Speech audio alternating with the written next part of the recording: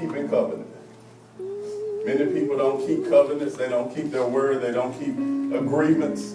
And here in the Western civilization, we don't understand the true significance and importance of covenant. We take it very lightly. We give people our word, we're going to do something, and we don't honor our word. We don't understand how true, how serious being in covenant really is. In marriage, we enter into marriage covenant and we walk away for no apparent reason. We grew apart. Well, it's not that easy. So today we're going to talk about the importance of covenant. Give you a long definition of covenant, but you can pick what you need out of it. Amen? Covenant. In a simple term, it is a formal agreement. That's all you need to put a formal, get some feedback up here. A formal agreement. In the simplest term. That's where you need to stop writing. And now you can just listen to the rest of this. It is a formal agreement. It may be an agreement between two people, a treaty between a nation, or a relationship between God and a human, individual or nation. A covenant is more personal than a contract. It involves loyalty and allegiance, not just a financial exchange. So in a covenant, there is loyalty, there is allegiance, there's more binding than just a financial agreement. So if we're going to be children of God, we got to understand what true covenant really means. Amen? Now I'm going to give you the Hebrew ritual for covenant. Some of you have heard this before, but some of you haven't. There was a long process that the Jews would go through to enter into covenant with each other. And they didn't just walk up and say, hey, you want to be in covenant. This was a long process, and it was much discussion that went about to enter into covenant. It wasn't just say, oh, I like them, let's be covenant first, brothers. So I'm going to give you the Hebrew ritual for covenant. Amen? Amen. The first thing they did is they took off their coat or their robe. They took off their coat or their robe, and they exchanged robes. Why did they exchange robes? Because a robe represented my person. It represented everything I am and who I am. So when I gave you my robe, you took on my life and I took on your life.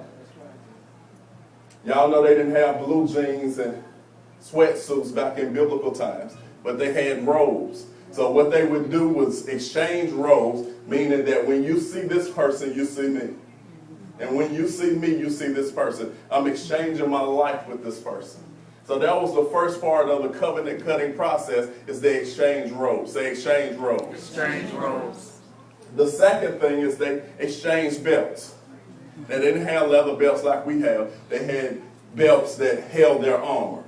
So their belt was not for the purpose of holding up their pants. Their belt was to hold their armor in place. They kept their bow and arrows. They kept their swords. They kept their spears. Everything that they would protect themselves with, they kept it in their belt. Wow. So when they exchange belts, Brother James, they're saying that I vow to protect you. I vow to serve you. Wow. Your enemies are my enemies. My enemies become your enemies. If you got a problem with the McMullen clan, you got a problem with the Sanders clan. Mm-hmm. So when I gave you my belt, I was pledging my loyalty to you to help protect and to defend you against anybody that tried to come against you. So when you enter into covenant with people, their battles become your battles. Amen. Your battles become their battles. I can't get no help up in here. Amen. So the belt represents what? Protection. Right? Yes. We don't have any of that kind of loyalty today. People will kick you to the curb in a heartbeat. Yes. People throw you under the bus in a minute. They can care less about you. But this is supposed to be your boy. This is supposed to be the person that you roll with, my ride or die person. But they'll kill you just as quick as they'll kill somebody else. Not getting any help. You might not have experienced that. The next thing they would do would be they would cut the covenant. They would cut the covenant. How did they actually cut the covenant? I started to bring a cow in here this morning, but might have freaked some of y'all out. No, just kidding. The way they would cut the covenant is they would take, usually it was a bull. Usually it was a bullock. Sometimes it was a lot of animals. And what they would do is take that animal and they would cut him straight down the middle. And if it was several animals, they would cut all of them down the middle and they would join them tail to tail. So it made an alley. And so what happens when you cut the animal down the middle, all the blood spills to the inside. So they would take the animal, cut him down the middle, allow the blood to make an alley. And what they would do is they would line up. Come here, Brother James and Deacon Holler for me. I need you. Turn, look that way, you look that way. What they would do is they would line up back to back, back to back. And then they would walk through the blood in the form of a figure 8. They would make a figure 8. And then they would come back together face to face. And then they would look each other in the eye and begin to make pledges. That's how they would cut covenant. Thank you, brother. You be seated. So the third thing was the actual cutting of covenant. After they went through the figure 8, came back face to face, giving up one's life, dying to self, beginning a new walk with our covenant brother. When you walked through the blood and you made the figure 8, you were dying to yourself, and you were coming back and giving your life for your covenant brother. We don't see that today. We won't even give our life for our family. We'll jump ship.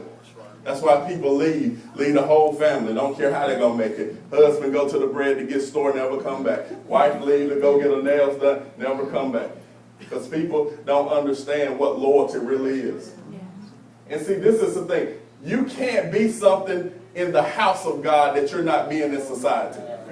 And if you're not loyal in your house, and if you're not loyal on a domestic level, you can't be loyal in God's house. Because you only reproduce who you are. So you can't be disloyal in one place and then come in God's house and say you're going to be this loyal person. And so what we're seeing in churches today is a bunch of people that don't understand loyalty. Because if we did understand loyalty, the divorce rate in the church wouldn't be just as high as the world. We wouldn't have all this transfer growth in churches, because once people find their set place, they would become planted like a tree, and they would be there till Jesus died or till sin showed up. You don't leave a church because your feelings got hurt. You don't leave a church because you don't understand some stuff you won't understand. You leave when either God released you or the leadership is in sin and you don't do sin. That's right. So it was pledging their life to each other. Now my life is your life. I can't say that. The fourth thing they would do is raise the right arm and mix blood. They would raise the right arm and cut the palms and bring them together.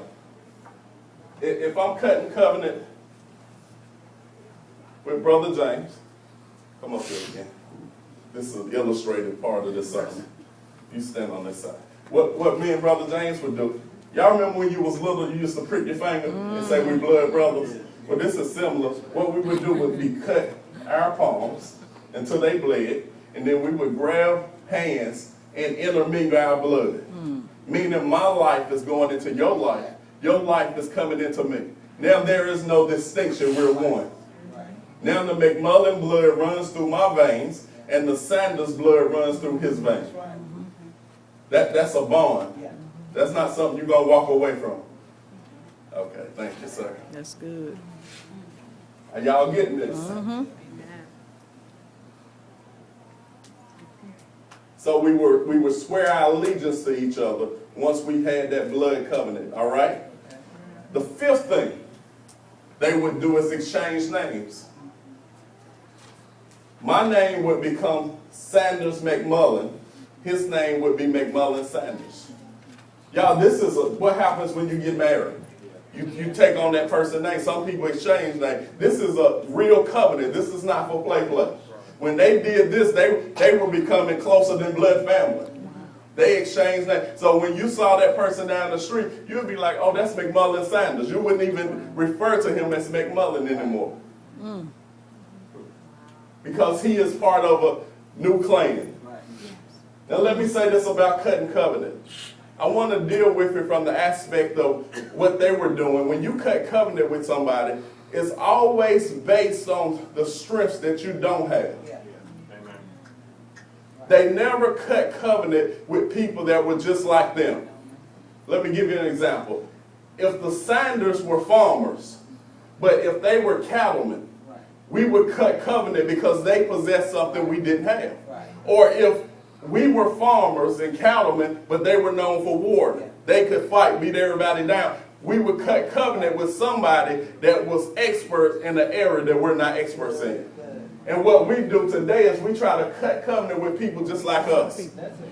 People that's weak like me, let's hook up because they don't agree with me. That's not the purpose of cutting covenant. Covenant is for somebody that has excelled in the area that you don't excel in. So I find somebody that has a strength that I need. And when I see that strength and I acknowledge that strength, then I say that's somebody I need to be in covenant with. Yes, that's good. Okay, so we would cut covenant based on what we need. See, what are we trying to do? We're trying to build a family that is as close to perfect as possible. So if we can come together and